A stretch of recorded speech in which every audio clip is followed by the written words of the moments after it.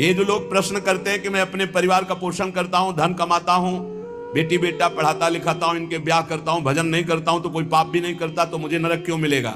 ध्यान से सुनिए, चाहे वो 4 वर्णों में किसी वर्ण वाला हो, 4 आश्रमों में किसी आश्रम वाला हो, वर्ण और आश्रम में रहने वाले हर व्यक्ति का कर्तव्य है भजन करना। भेजे ही गए हो भजन करने के लिए। ये मानव देह भोगों के लिए नहीं, यथावत धर्म पूर्वक भोग को भोगते हुए, भजन करते हुए भगवत प्राप्ति करने के लिए। इस तन का एक ही फल है भजन। नर्तन कर फल विषय न भाई, भजी राम सब काम बिहाई। जो मनुष्य मानव देह प्राप्त करके भजन नहीं करता, उसको इस बात का दंड मिलता है। वो अपने वर्ण आश्रम से भ्रष्ट होकर नीच योनियों में जाता है और बहुत कष्ट पाता है। क्यों? क्योंकि एक ही ये योनि है जिससे हम निकल पाएंगे 84 लाख योनियों में। लोगों की मान्यता है हमारी कामना भगवान तो पूर्ण नहीं करते हैं। कहां भगवान? कैसा भगवान? कौन भगवान? बाप को बाप नहीं मानोगे तो बाप का कुछ बिगड़ जाएगा क्या? सम्मम प्री सम्मम उपजाए। कैसे लोग अज्ञान में भटक रहे। तुम करो पापाचरण, तुम्हारी बात सुनेंगे? अच्छा यही सोचो, यदि आप धर्म मार्ग में चलोगे तो उज्जवल भविष्य वाले, आप अध्यात्म बल से बलवान, आप परमानंद की प्राप्ति करने वाले। आप विपरीत मार्ग में धर्म विरुद्ध चलोगे तो आपको रोग, शोक, दंड, चिंता, भय, शोक, नरक, मृत्यु ये सब प्राप्त होंगे। भगवान ने निर्णय कर दिया। अगर अब आप साबित हो चुके हो महापापी हो और आप राष्ट्रपति को प्रार्थना करें कि मेरी फांसी टाल दी जाए और उनकी मौत हो जाए, तो न्यायाधीश के द्वारा पास किया हुआ आपका फांसी का मृत्यु दंड भी टाल दिया जाएगा। ऐसे ही भगवान कह रहे, सर्वधर्मान परित्यज्य, रास्ता बता रहे, मामेकम शरणम ब्रज, अहम त्वाम सर्व पापेभ्यो मोक्षयिष्यामि मा शुचा। हे भगवान ये पूर्ण कर दो। क्या किया तुमने भगवान के लिए? भगवान ने तुम्हें मानव देह दिया, भगवान ने प्रकृति दी, भगवान ने सब कुछ व्यवस्था की। तुम केवल पापाचरण करो, भगवान तुम्हारी नौकरी करे। तुम भगवान के अंश हो, भगवान ने तुम्हें देह दिया, भगवान ने प्रकृति दिया, तुम भगवान के लिए क्या कर रहे हो? तुम हमारी समाज के लिए जो भगवान ने रचा है उसके लिए क्या कर रहे हो? अपनी वासनाओं की पूर्ति। तो दंड नहीं भोगोगे और क्या भोगोगे? तुम्हारे गाली देने से भगवान कोई छोटे हो जाएंगे? तुम्हारे थूकने से आकाश गंदा हो जाएगा? तुम कर सकते हो तो सिर्फ अपना बुरा कर सकते हो और कुछ नहीं कर सकते। लिख लो हमारी बात। अगर कुछ भी मंगल हो रहा है तो भगवान के बनाए विधान से मंगल हो रहा है। संत समागम, हरिकथा, नाम जप, भगवत आराधना, ये उनकी कृपा से हो रहा है। तुम कर सकते हो तो शब्द लिख लो, केवल अपना बुरा कर सकते हो, वही बुरा कर रहा है। भगवान को गाली दे रहा है, भगवान को नहीं मान रहा, नास्तिकता बढ़ रही, मनमानी बेवजह। भगवान ने मेरा कर्जा नहीं, कर्जा लेते समय भगवान से पूछा था? कर्जा लेते समय भगवान से विनय की थी? धर्म से चला है तू? भगवान की आज्ञा का पालन कर रहा है तू? अरे भगवान तो सबके पिता हैं, परम उदार हैं। गाली देने वाले को भी प्रकृति से नहीं रोकते, इसको श्वास मत लेने देना, ये मुझे गाली देता है। नहीं, अच्छी ऑक्सीजन देते हैं, पानी देते हैं, भोजन देते हैं, उसके लिए पृथ्वी फट नहीं जाती है, उसको भी पृथ्वी अपनी गोद में रखती है, जो भगवान को गाली दे। कैसे नीच बुद्धि वाले अपना काम बनाने के लिए आए हो और अपना काम बिगाड़ रहे हो। जिनसे काम बनना है उन्हीं में नास्तिकता कर रहे हो। कौन है आधार यहां इस जगत का? वही सर्वाधार परमात्मा। तुम अंधे हो, दिखाई नहीं दे रहा? ये सूर्य किसके बल से तेजवान है? ये वायु किसके बल से चलती है? किसके बल से पृथ्वी? आप देखो किसके आदेश से हो रहा है। एक जरा सा झटका आता है, प्रांत का प्रांत चकनाचूर हो जाते हैं। वो सामर्थ्यशाली भगवान है। तुम्हारे कुछ कहने से होगा? चींटी की तरह पिस जाओगे। उसकी शक्तियां अनंत है। होश में अगर जीवन को मंगलमय सार्थक बनाना है तो एकमात्र भगवान की शरण है। और अगर कुछ भी और करोगे तो अपने को बर्बाद करोगे, सिर्फ बर्बाद करोगे, सिर्फ विनाश करोगे अपना, और कुछ मंगल नहीं कर सकते। भगवान का आश्रय ले लो, वो बहुत करुणामय है। ये जो पुरुष चारों वर्ण या चारों आश्रम में है, यदि भजन नहीं करते तो इस बात का दंड मिलेगा कि मानव देह तुम्हें मिला है भगवत प्राप्ति के लिए। देखो, बोले भला पिता अपना बालक का अहित चाहता है? हाँ चाहता है। एक पिता के पुत्र ने किसी नाबालिग का बलात्कार करके उसको मार डाला। उससे वो समाचार वाला पूछता है कि आप अपने ऐसे पुत्र के लिए क्या बोलेंगे? तो बोले यही बोलूंगा कि जल्दी से गिरफ्तार किया जाए और उसको फांसी की सजा दी जाए।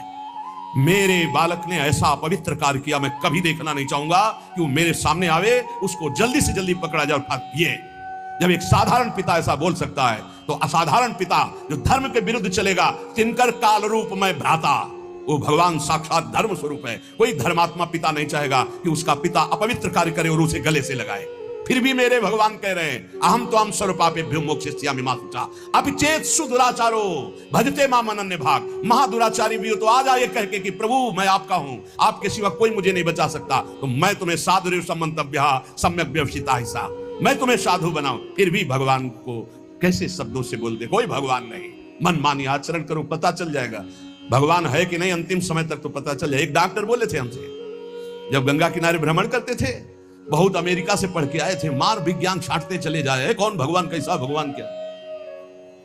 अब गंगा किनारे तो एक अलग रहनी थी, उदासीन, ना बोलना किसी से। उनसे कहा नहीं, ऐसा अपमान मत करो भगवान, अब कैसे हम तुम्हें छाती चीर के दिखावें कि हैं हम ऐसे जी रहे हैं, ये साधु महात्मा ऐसे जी रहे हैं, केवल हवा में जी रहे हैं, नर्क स्वर्ग की चाल नहीं। लेकिन छाती से कहता हूं, हृदय से कहता हूं, त्रुटि हमारी, करुणा उनकी।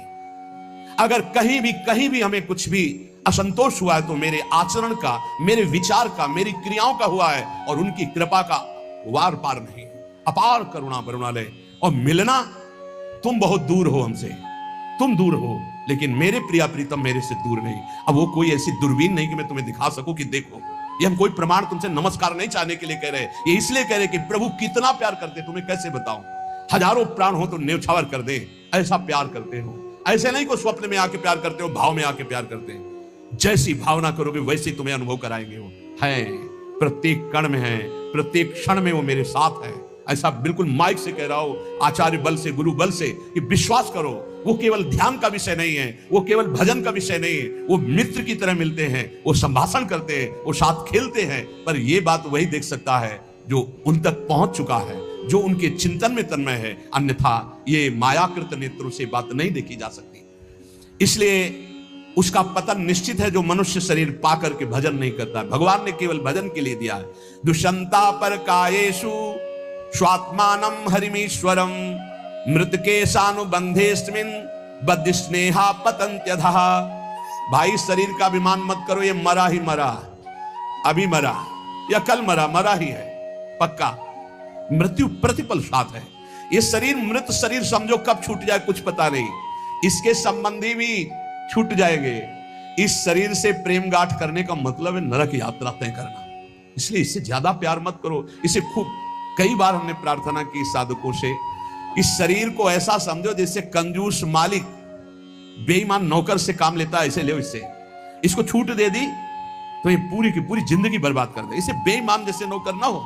ईमानदार नौकर अपने आप काम करता है, ये अपने आप नहीं करेगा। बेईमान नौकर जो आराम करना चाहता है, तो लगाओ काम में 4 घंटे, 124 घंटे में 20 घंटे इसको संसारिक काम, साधना के काम, भजन कार्य, आनंद समेट लो। यहां कमाने आए हो, यहां कोई तुम्हारा घर नहीं, कोई मकान नहीं, कोई दोस्त नहीं, कोई परिवार नहीं। ये परदेश है स्टेशन जैसा। तुम्हारी टिकट कटी, भागे, पूछोगे भी नहीं, ये पत्नी तुम कैसे रहोगे, ये बच्चों तुम कैसे रहोगे, नहीं, चले गए, दोबारा कभी देखने को नहीं मिलेगा। न तुमको वो, न वो तुम्हें, कभी नहीं मिलेगा। ये ऐसा माया का जादू का खेल, सत्ता ही खत्म हो जाती है। इसलिए हे भाई, इस शरीर में रहने वाले अपने स्वरूप को जान लो और किसी से भी द्रोह मत करो। वो मूर्ख हैं जो इस अपने शरीर को तो अमर मानते हैं, दूसरे शरीरों को मारकर खाते हैं मांस। देख लो, ये ऋषि मुनियों की वाणी है। आत्मस्वरूप को पहचान लो, वही आत्मा चीटी में, वही सर्वत्र भगवान है। वो मूर्ख हैं जो अपने शरीर को आत्मा मानकर पोषण करते हैं, दूसरे शरीरों की हत्या करके उनका मांस खाते हैं। बोले हम हत्या नहीं करते, हम तो दुकान से ले आते हैं, तो बराबर फल मिलता है। कर्ता, प्रेरक, अनुमोदन, तीनों को बराबर पाप मिलता है। एक जो काट रहा है, एक जो खरीद के ला रहा है, और एक जो बनाकर पका करके खा रहा है, खवा रहा है, तीनों को नरक बराबर दंड मिलेगा। कर्ता, प्रेरक, अनुमोदन। ये कैवल्यम संप्राप्ता ये चातातिश्च मूढ़ताम त्रैवर्गिका क्षणिका आत्मानम घातयन्ति ते। जो लोग ये भगवत प्रदत्त शरीर प्राप्त करके कैवल्य परम पद प्राप्त नहीं कर लेते और ज्ञान बघाड़ते रहते हैं, वो पूरे ज्ञानी भी नहीं है और पूरे मूर्ख भी नहीं है। उनकी बड़ी दुर्दशा होती, ना इधर के रहते ना उधर के रहते, मजरे ढो। सदैव वो अर्थ, काम, वासना इन्हीं में फंसे रहते हैं। एक क्षण के लिए उनको चैन शांति नहीं मिलती। जो मनुष्य शरीर पाकर अपना उद्धार नहीं कर लेता, वो अपने पैरों में मानो अपने हाथ से कुल्हाड़ी मारकर काट रहा है, वो आत्मघाती है, वो दुर्गति को प्राप्त होता है। एत आत्महनो अशांता अज्ञाने ज्ञान मानिनः सीदंत्य कृत कृत्या वही काल ध्वस्त मनोरथा। ऐसे जो ज्ञान बगाड़ते रहते हैं और ब्रह्म बोध नहीं किया, निरंतर भजन नहीं करते, इनको आत्मघाती कहते हैं। जानते हैं पर मानते नहीं हैं। ये इन आत्मघातियों को कभी शांति प्राप्त नहीं होती, इनकी कर्म परंपरा कभी नष्ट नहीं होती। काल भगवान सदा सर्वदा इनके मनोरथों पर पानी फेरते रहते, हृदय की जलन विषाद कभी मिटने को नहीं होती। इसलिए हित्वात्यायास रचिता गृहापत्य सुहृत्श्रियः तमो विशन्त्यनिच्छन्तो वासुदेव परांगमुखा। वासुदेव भगवान श्री कृष्ण के चरणों का आश्रय ले लो, उनसे विमुख मत हो। विमुख होकर यदि तुमने धन रुपया पैसा मकान सब समेट भी लिया तो भाई जब जाओगे कुछ साथ नहीं। एक बार कृष्ण कहा, एक बार राम कहा, एक बार राधा कहा, ये सत्य वस्तु तुम्हारे साथ जाएगी। इसलिए बार बार राम राम कृष्ण कृष्ण हरि हरि राधा राधा बोलते हुए अपना काम करो तो तुम्हारा लौकिक भी पुष्ट और पारलौकिक भी पुष्ट हो जाएगा। जो भगवान नाम जप नहीं करता, भगवान से विमुख है, ना चाहने पर भी विवश होकर उसे घोर नरक में जाना पड़ता है। इसलिए सदगति प्राप्त करने के लिए नाम जप अत्यंत आवश्यक है। ये कलिकाल की बड़ी महिमा वर्णन की भगवान व्यास जी ने। जो फल सतयुग में 10,000 वर्ष ब्रह्मचर्य रहकर दोनों हाथ उठाकर दाहिने पैर के अंगूठे के बल खड़े होकर भजन करने से मिलता था, ध्यान दीजिए कितना कलयुग का कृपा प्रसाद है। कलयुग को बहुत बुरा कहा जाता है, तो ये बात पक्का समझो, दो पक्ष सब में होते हैं, कृष्ण पक्ष और शुक्ल पक्ष, एक अंधेरे का पक्ष एक प्रकाश का। तो कलयुग में दो पक्ष है, एक अंधेरे का पक्ष अगर भगवान से विमुख हो तो नष्ट कर देगा। यहां कह रहे हैं भगवान महर्षि वेद व्यास देव जी, यत्कृते 10 त्रेतायाम हायनेन तत् द्वापरे तश्च मासेन हरहोरात्रेण तत्कलौ तपसौ ब्रह्मचर्यस्य जपादेश्च फलम द्विजा प्राप्नोति पुरुषस्तेन कलिसाध्यति भासितम। सतयुग में 10,000 वर्ष ब्रह्मचर्य से रहकर दाहिने पैर के बल अंगूठे के खड़े होकर दोनों हाथ उठाकर मंत्र जपने से जो फल मिलता था वह त्रेता में 1 वर्ष ऐसी साधना, द्वापर में 1 मास 1 महीने और कलयुग में 24 घंटे नाम कीर्तन करने से वो फल प्राप्त हो जाता है। सतयुग में 10,000 वर्ष तक, सोचो कितना बड़ा। कलयुग जैसा कलयुग समयुग आन नहीं, जो मन कर विश्वास, जो नर कर विश्वास, बहुत बड़ा लाभ कलयुग। 24 घंटे नाम कीर्तन से फल मिलेगा, जो बड़ी बड़ी तपस्याओं से, बड़ी बड़ी साधनाओं से। बोले सतयुग बहुत श्रेष्ठ है, द्वापर त्रेता बहुत श्रेष्ठ है, हमें लगता कलयुग बहुत श्रेष्ठ है। धन्य है कलयुग जो 24 घंटे नाम कीर्तन से वो हजारों वर्ष की तपस्या का फल प्राप्त करा दे। भगवान व्यासदेव जी कहते हैं मैं कलयुग की पूजा करता हूं, मैं उसे सर्वश्रेष्ठ कहा कि सतयुग में ध्यान, त्रेता में यज्ञ, द्वापर में देवार्चन, ध्यायन कृते यजन यज्ञ त्रेतायाम द्वापरेर्चयन यदाप्नोति तदाप्नोति कलौ संकीर्त केशवम। जो सतयुग में ध्यान से, त्रेता में यज्ञ से, द्वापर में पूजा करने से मिलता था, कलयुग में केवल नाम कीर्तन से फल मिल जाता है। इसीलिए नाम संकीर्तनम यस्य सर्व पाप प्रणाशनम। कलयुग में सबसे बड़ी साधना नाम जप करो, नाम कीर्तन करो, लीला चरित्र गाओ, लीला चरित्र सुनो। जो इस कलयुग में अपना कल्याण नहीं कर पाया तो फिर और युग में कल्याण करना बड़ा कठिन है। अंगूठे के बल खड़े होके देखो, कई मिनट खड़े रहोगे। ऐसे उपमन्यु आज बड़े बड़े महात्माओं के चरित्र आते हैं, 1000 वर्ष, 10,000 वर्ष ऐसे।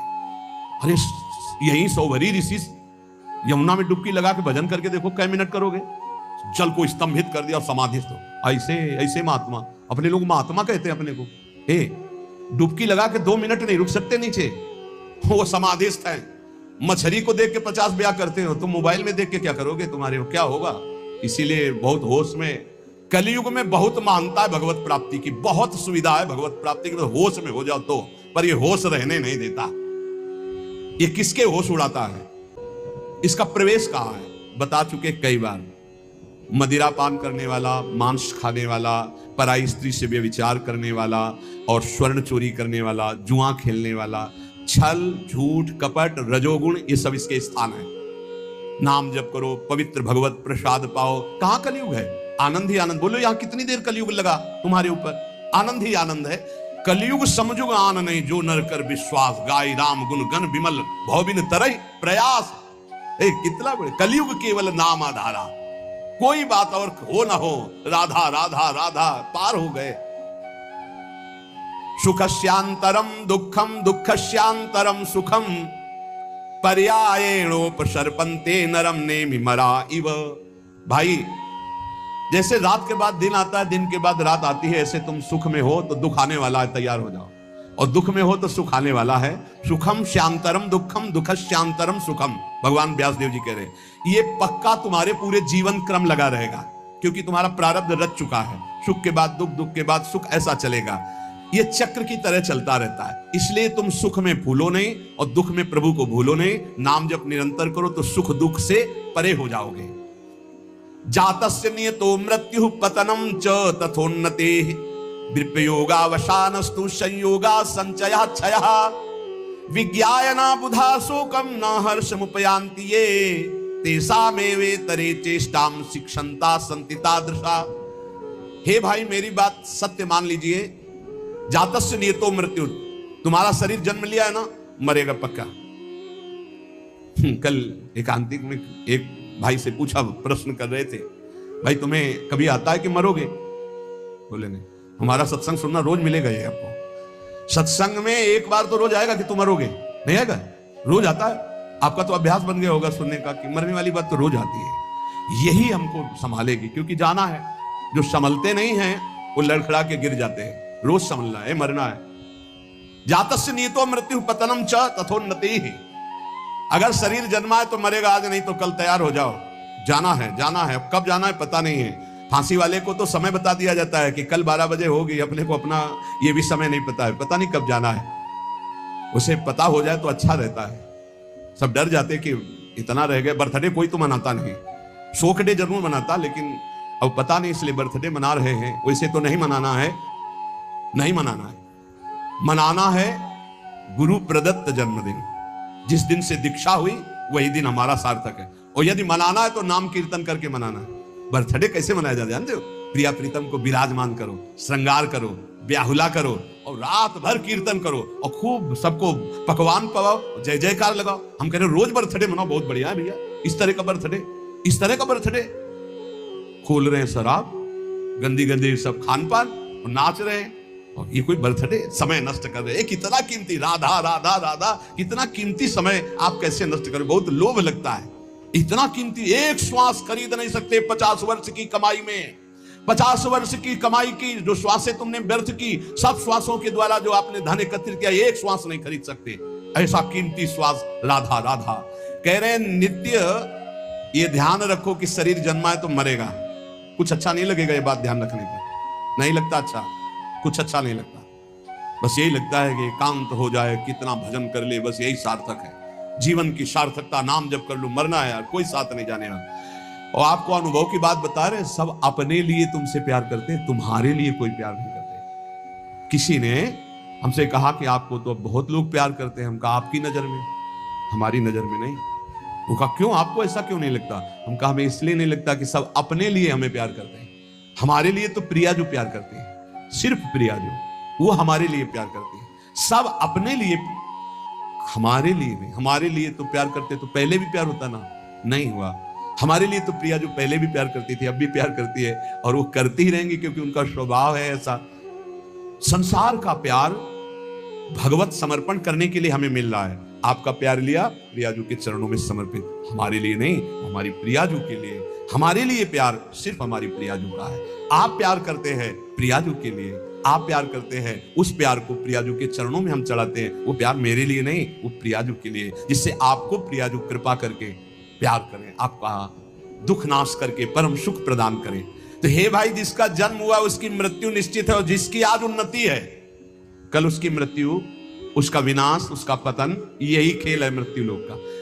ये बात परसों सत्संग में कही थी। पहले ये नहीं था और बाद में भी ये नहीं रहेगा। हे अर्जुन, ये बीच में दिखाई दे रहा है, इसलिए इस पर विश्वास नहीं। कभी भी उन्नति को उन्नति रूप में स्थायी कहीं नहीं पाया गया, वो अवनति में आई।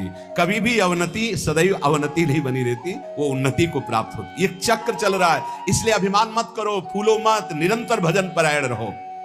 मोहाद अधर्मः या कृत्वा पुनः समनुत्तप्यते मना समाधि संयुक्तो नशा सेवते दुष्कृतम।